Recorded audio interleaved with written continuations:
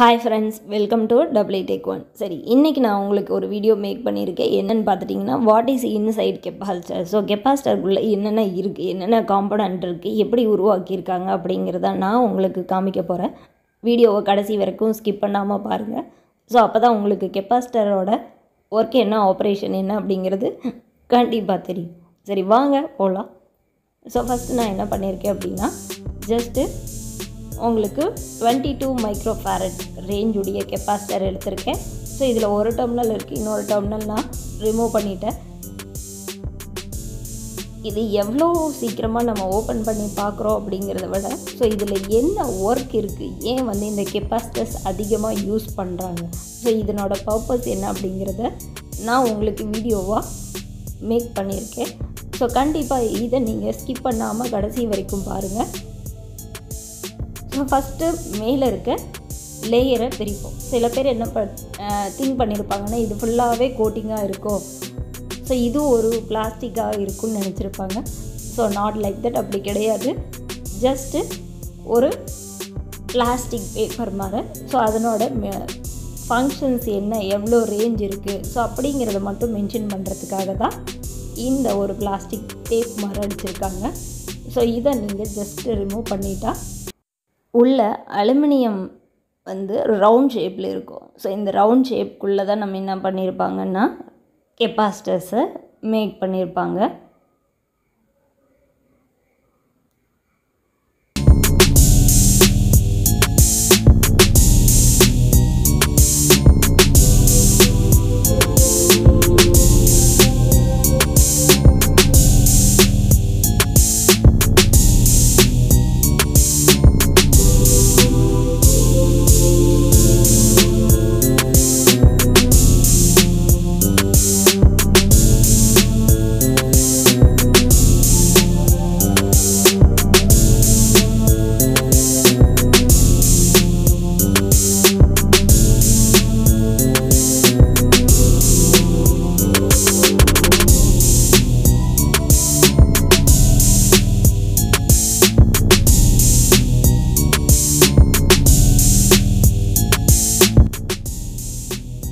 எப்படியோ ஒரு வழியாக ரொம்ப கஷ்டப்பட்டு மேலே இருக்க லேயரை ஃபுல்லாகவே ரிமூவ் பண்ணி எடுத்துட்டோம். ஸோ பார்த்துட்டிங்கன்னா லைட்டாக ரவுண்ட் ஷேப்பில் ஒரு அலுமினியம் குட்டி பாக்ஸ் மாதிரி இருக்கும், மினி பாக்ஸ் மாதிரி.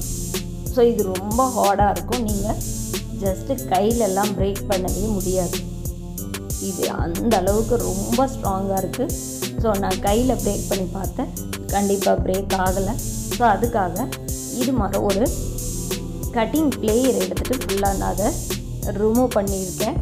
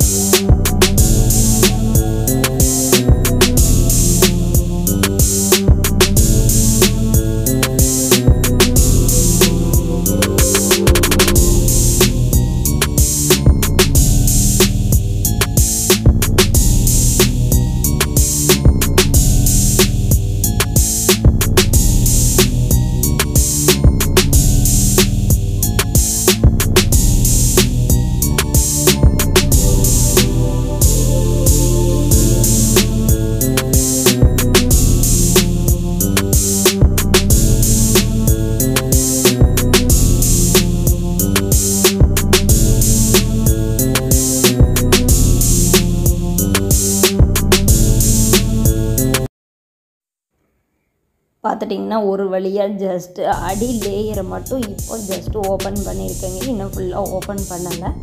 ஸோ எனக்கு கொஞ்சம் லேட் ஆச்சு. வேறு ஏதாவது மெட்டீரியல் இருந்தால் நம்ம ஜஸ்ட்டு சீக்கிரம் ஓப்பன் பண்ணியிருக்கலாம். ஸோ இது எல்லாருமே ஓப்பன் பண்ணி பார்க்கணுன்னு அவசியம் இல்லை. ஸோ என்ன இருக்குதுன்னு நீங்கள் தெரிஞ்சுக்கணுங்கிறதுக்காக தான் நான் உங்களுக்கு இதை ஸ்டெப் பை ஸ்டெப்பாக காமிச்சிட்ருக்கேன். ஸோ ஏன் அப்படின்னா இந்த கெப்பாசிட்டர் தான் சார்ஜ் ஸ்டோர் பண்ணுற மெயின் ஃபங்க்ஷன். ஸோ அதனால தான் இந்த லேயர் அவ்வளோ ஸ்ட்ராங்காக இருக்குது. ஸோ மெலிசாலாம் கிடையவே கிடையாது.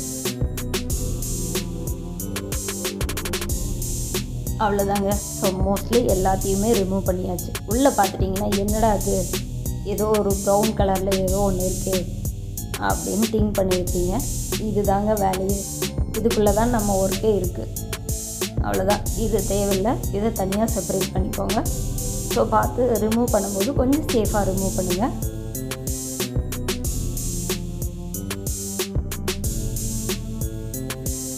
இப்போது 2 டெர்மினல் இருக்கும். ஸோ இது வந்து அந்த 2 டெர்மினலோட ஃபஸ்ட் பாகம். ஸோ அந்த 2 டெர்மினல் என்ன, ஒன்று பாசிட்டிவ், இன்னொன்று நெகட்டிவ்.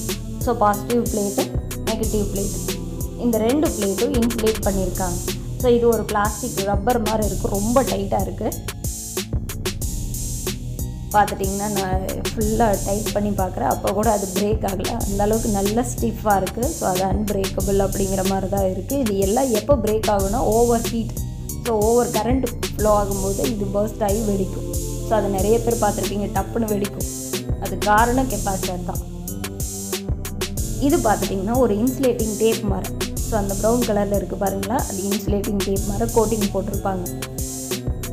ஸோ ஜஸ்ட்டு அதை நம்ம ஃபீல் பண்ணி எடுத்துக்கிறோம். ஸோ ஃபுல்லாக எடுத்துக்கலாம். எடுத்துட்டோன்னா ஃபஸ்ட்டு பிளேட் கோட்டிங் இருக்கும். ஸோ எப்படி நான் உங்களுக்கு ரெசிஸ்டர் இன்சைட் காமிச்சனோ சேம் அதே தான் கெப்பாசிட்டர். பார்த்துட்டிங்கன்னா அந்த ஸோ நமக்கு என்ன ஆகுதுன்னா இது வழியாக தான் பேரலல் பிளேட் கெப்பாசிட்டர்னு சொல்லுவாங்க. ஸோ அதாவது 2 பேரலாக மேக் பண்ணியிருப்பாங்க. இதுக்கு நடுவில் தான் நமக்கு சார்ஜ் கேரியர் ஃப்ளோ இருக்கும். ஸோ உங்களுக்கு கெப்பாசிட்டர் பற்றி வீடியோ ஆல்ரெடி நம்ம ப்ளேலிஸ்ட்டில் போட்டிருக்கேன். நீங்கள் என்னென்னு ஃபஸ்ட்டு செக் பண்ணுங்கள், உங்களுக்கு கான்செப்ட் தெளிவாக புரியும். பார்த்துட்டிங்கன்னா இது ஒரு லைட்டாக என்ன சொல்கிறது, இதுவும் அதே அலுமினியம்னால தான், ஆனால் லேயர் ரொம்ப மெல்லிஸாக இருக்கும். ஸோ அது அப்படியே நீங்கள் ஃபீல் பண்ணி எடுக்கும்போதே தெரியும். நெக்ஸ்ட்டு இன்சைடில் இன்னொரு லேயர் இருக்குது. ஸோ எப்படி நம்ம டிரான்ஸ்ஃபார்மர் பார்த்தோம்ல, so primary winding, secondary winding பாருங்கள். அந்த டெர்மினல் வந்து இதில் சென்டரில் அந்த பிளேட்டில் மர்ஜ் பண்ணியிருக்காங்க. ஸோ அது 2யும் சால்ட்ரிங் மாதிரி வச்சுருக்காங்க, பார்த்தா உங்களுக்கு தெரியும். அப்போ என்ன ஆகும், இது வழியாக சார்ஜ் உள்ளே ஸ்டோர் ஆகிட்டு இருக்கும்.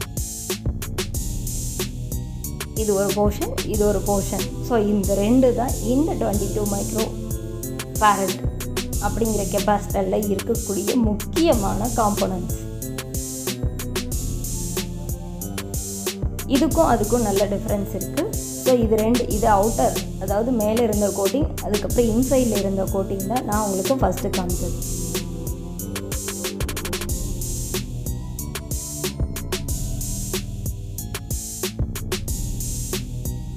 ஸோ கண்டிப்பாக எல்லாத்துக்கும் இது ரொம்ப இன்ட்ரெஸ்டிங்காக இருந்திருக்கும்னு நினைக்கிறேன். இதே மாதிரி வீடியோஸ் கண்டிப்பாக உங்களுக்கு தொடர்ந்து வேணும் அப்படின்னா நம்ம சேனலை மறக்காமல் சப்ஸ்கிரைப் பண்ணி வச்சுக்கோங்க.